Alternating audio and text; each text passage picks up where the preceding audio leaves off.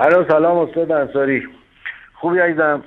آقا من یه مطلبی دیدم از فرمانده کل قوای سوتیدندگان ولایت، سردار سوتیدندگان. خب ایشون هفته قبلا ادعا کرده بود در مورد شیخ الاسلام ابن تیمیه که ایشون ناصبی است. بعد مولانا عبدالقدوس دهقان واقعا دمش گرم خیلی تمیز جواب داد.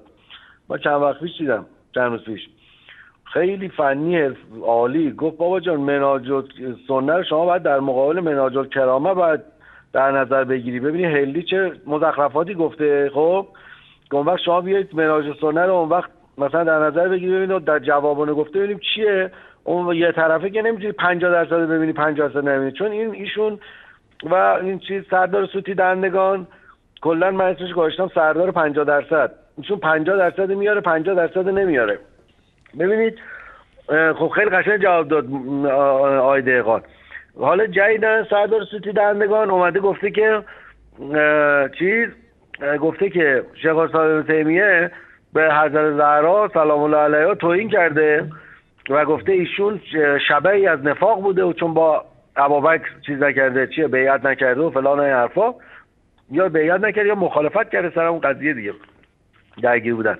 عرضم حضورتون که و اینو مثال زده و بعدم اومده از اون حسنی دمشقی و سبکی و اون یکی کی بود شوکانی متوفی 1255. من نمیدونم این همون شوکانیه که میگه شاگرد ابن تیمیه است. این اون نمیدونم، این اون نیست، فکر نمی‌کنم. حالا این نشون میده، من نمیدونم، این پرت و پلا زیاد نشون میده. بعد عرضم حضورتون که در نهایت آورده که آقا مثلا اینها ابن تیمیه رو کوبیدن. حالا من میدونم حسنی و اون سبکی و ابن حجر هیثمی اینا صوفی بودن، سر اون قضیه توسل هم درگیر بودن، با ابن تیمیه حمله میکردن بهش دیگه. این نمیتونه ملاک باشه چون اونا حمله کردن بگیم حرف سردار سوتیدندگان درسته. خب قزوینی رو میگم، آقای قزوینی.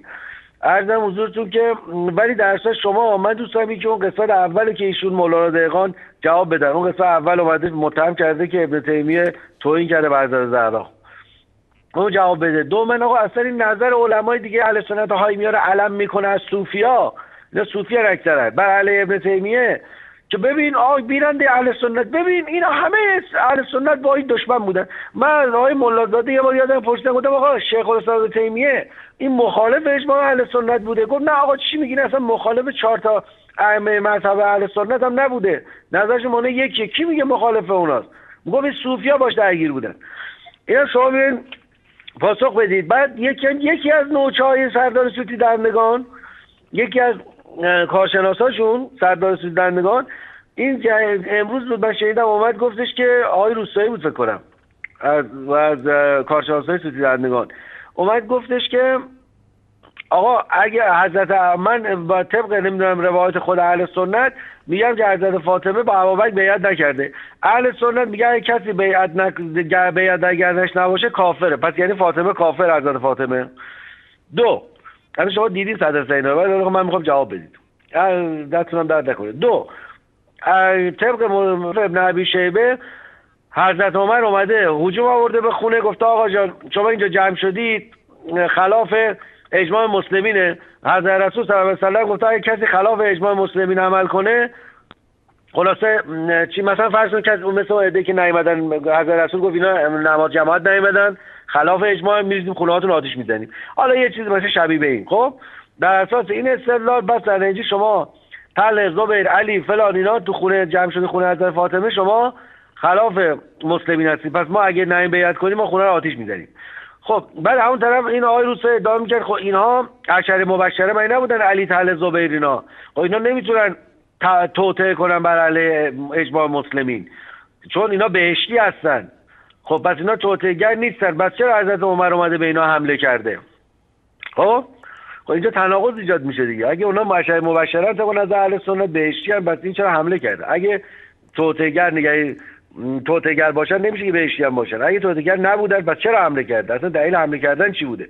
البته ببین استاد انصاری، من برمیگم من تو تاریخ اسلام خیلی مطالعه میکنم، واردم بر اساس بررسی و تحلیل تاریخ اسلام. خب استاد انصاری عزیز، اصولا برای اونایی که تاریخ اسلام تحلیل میکنن، از مورخین گرفته چه مستشرقین، خب چه جدید چه قدیم، مثلا ارزشی نداره این بحثایی که اینا میکنن. خب اینا برمیگرده به همین اعتقادات که خود این قلات شیعه رافضی‌ها دارن، این دوست داره علم میکنن، میخوان خودشون ثابت کنن. اصلا مورخین و مستشرقین حرف اینا رو بشنون میخندن، آقا قاقا به اینا ارزش نداره تو تاریخ.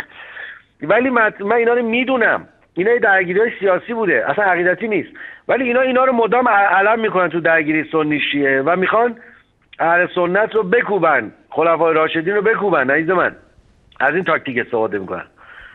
حالا خب اینا مربوط معمولا به حدیث میشه و فلان این حرفا. حالا درسته تاریخ اسلام بیسش بر احادیث و روایاته، ولی خب بررسی و اسلوبش اصلا فرق میکنه دیگه. استاد انصاری اینا رو شما واردتری عزیز من، بر اساس اینکه مثلا ابن ابی شیبه اینو گفته، حالا بیایم چه استنتاجی کنیم، حدیث عشره مبشره این است، بیایم چه استنتاجی کنیم. اینا رو دیدی که روستایی اینا رو من وصل کرد. شما در نهایت من خواهش می‌کنم در آوردم، آقا طولانی شد، اینا رو بیا تحلیل کن آقا، جواب اینا رو بده عزیز من، درست حسابی جواب بده. محکم میدونم 100 بار این کار کردی، بیاد باز انجام بده. رو همین چند تا قضایا من گفتم خواهش. خب من تشکر میکنم از این برادر عزیز و بزرگوارمون. ببینید در مورد این که سیدنا علی رضی الله تعالی عنه و فاطمه زهرا رضی الله تعالی عنها قضیه بیعت کردنشون یا بیعت نکردنشون و این دلیلی که میارن که کسی که بمیره و در گردنش بیعتی نباشه به مرگ جاهلیت مرده بود. من رو این روایت صحبت نمی کنم، حرف و حدیث زیاده در مورد ما مفصل صحبت کردیم. منتها عقلی و منطقی بحث میکنیم اینو که اگر از کتاب اونا دلیل آوردیم میگن که خب ما قبول نداریم، کتاب ما دلیل آوردیم میگن کتاب شما رو قبول نداریم. یک روایت بیارن یا یک دلیل، یک روایت تاریخی که اصلا فاطمه زهرا رضی الله تعالی عنها مخالفت کرده باشه با امامت ابوبکر. امامت به اون معنایی که ما بهش اعتقاد داریم، خلافت، نه منصب الهی. فاطمه گفته باشه یا ایها الناس، من ابوبکر رو به عنوان خلیفه قبول ندارم. یک روایت بیارن از کتاب‌های خودشون یا از هر جایی که میخوان بیارن که فاطمه گفته باشه ایشون رو به عنوان حاکم و خلیفه قبول ندارن. ثانیاً فاطمه رضی الله تعالی عنها شوهر داشته، شوهرش ولیش بوده و علی رضی الله تعالی عنه با خلفا بیعت کرده. بارها ما مدارکشو نشون دادیم. در نامه 6 نهج البلاغه خود سیدنا علی رضی الله تعالی عنه میاد میگه که انما الشورى للمهاجرین و الانصار. دوستان عزیز این صفحه رو نشون بدن. من از صفحه خود حسین انصاریان میارم، از آخونده خودشون، که نگن که حالا این کتاب رو وهابیان نوشتن و فلان کردن. اینجا ببینید میگه انما بایعنی قوم الذين بایعوا ابابکر و عمر و عثمان الا ما بایعهم. اما مردمی که با ابوبکر و عمر و عثمان بیعت کردن با همون شرایط مقرر با من بیعت کردن. فلم يكن للشاهد ان يختار ولا للغائب ان يرد.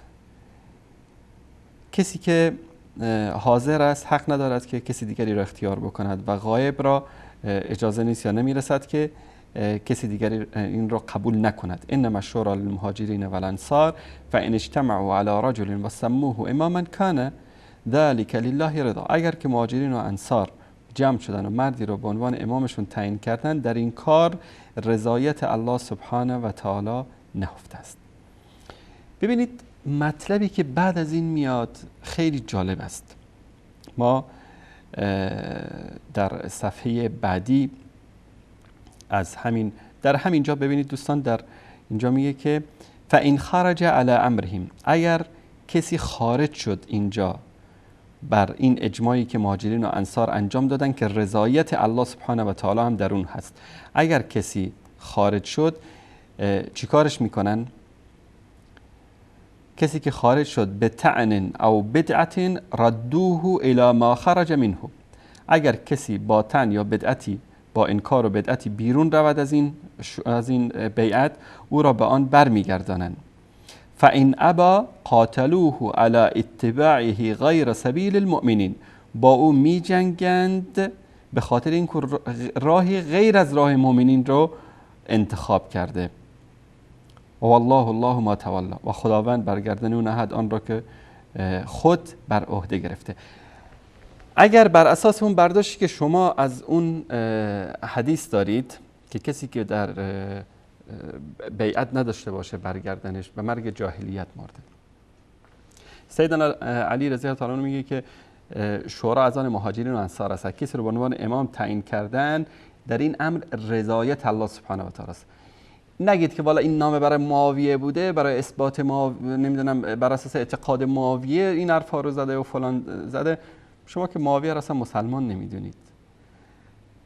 پس در اینجا سیدنا علی رضی الله تعالی عنه اومده هم به معاویه رو به اصطلاح بر اساس اعتقادات خودش ملزم قرار داده به بیعت با سیدنا علی، و هم به الله سبحانه و تعالی دروغ بسته و العیاذ بالله و حاشا و کلا که سیدنا علی رضی الله تعالی عنه این کار رو انجام بده. ما همین سوال رو برمیگردونیم به خودتون. بر اساس این فتوای سیدنا علی، اگر که فاطمه رضی الله تعالی عنها بیعت نکرده، پس با طعن و بدعت از شورای اجماع مهاجرین و انصار خارج شده، و بر اساس همین فتوای سیدنا علی رضی الله تعالی عنه هر کسی که از بیعت سر باز زده، حرف شورای مهاجرین و انصار رو قبول نکنه، اونو به خوبی برمیگردانن، اگر برنگشت باش میجنگن. این از این که گفتن که تهدید کرده و آتیش زده و فلان کرده و جنجالایی که زیاد درست میکنن و حلم شنگایی که به پا میکنن، ما بارها در این مورد صحبت کردیم. انشالله در ایامی که به نام ایام فاطمیه انشالله خواهد آمد، در این مورد انشالله بازم ویژه برنامه‌ای خواهیم داشت که مفصل انشالله این موضوعات رو مطرح میکنیم. کل ما فی الامر اینا که یعنی بکشن خودشون و با همه مراجع و چیزشون از کتب اهل سنت اینو ثابت میکنن که تهدید کرده.